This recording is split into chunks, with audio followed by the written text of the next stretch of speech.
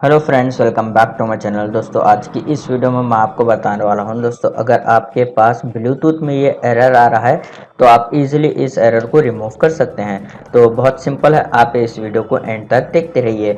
सबसे पहले आपको जो है विंडोज़ की सेटिंग में जाना है। यहाँ पर स्टार्ट मेनू पर क्लिक कीजिए, सेटिंग पर क्लिक कीजिए, विंडोज़ 11 सेटिंग ओपन हो जाएगी। फिर आपको यहाँ पर स्क्रॉल करना है। उसके बाद यहाँ पर ट्रबल शूट के ऊपर क्लिक कर देना है। फिर दोस्तों आपको यहाँ पर अदर ट्रबल शूटर के ऊपर क्लिक कर देना है। उसके बाद आपको यहाँ पर फाइंड आउट करना है ब्लूटूथ।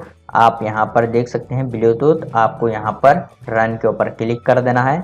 उसके बाद आप यहाँ पर देख सकते हैं डिटेक्टिंग प्रॉब्लम्स। तो ये प्रोसेस कंप्लीट होने तक आप थोड़ा सा वेट कीजिए।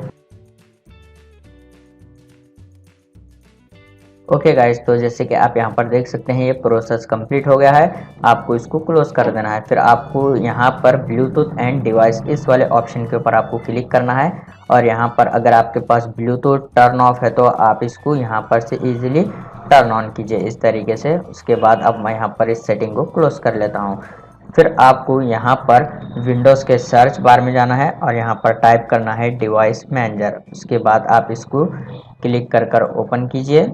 उसके बाद आप यहाँ पर देख सकते हैं ब्लूटूथ का ऑप्शन यहाँ पर शो हो रहा है, तो आप इसको सेलेक्ट कीजिए, डबल क्लिक कीजिए, ये ऑप्शन एक्सटेंड हो जाएगा। उसके बाद दोस्तों आपको यहाँ पर ब्लूटूथ के ड्राइवर्स को अपडेट कर देना है। यहाँ पर आप देख सकते हैं ब्लूटूथ यहाँ पर 4.0, इसको जो है सेलेक्ट कर राइट क्लिक कीजिए, अपडेट ड्राइवर पर क्लिक कीजिए। फिर आपको यहाँ पर सर्च ऑटोमेटिकली फॉर ड्राइवर्स पर क्लिक कर देना है। उसके बाद आपको इसको क्लोज करना है।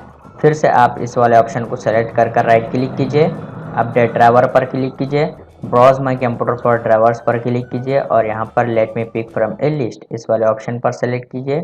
उसके बाद यहाँ पर ब्लूटूथ आपको सेलेक्ट करना है, फिर नेक्स्ट के ऊपर क्लिक कर देना है।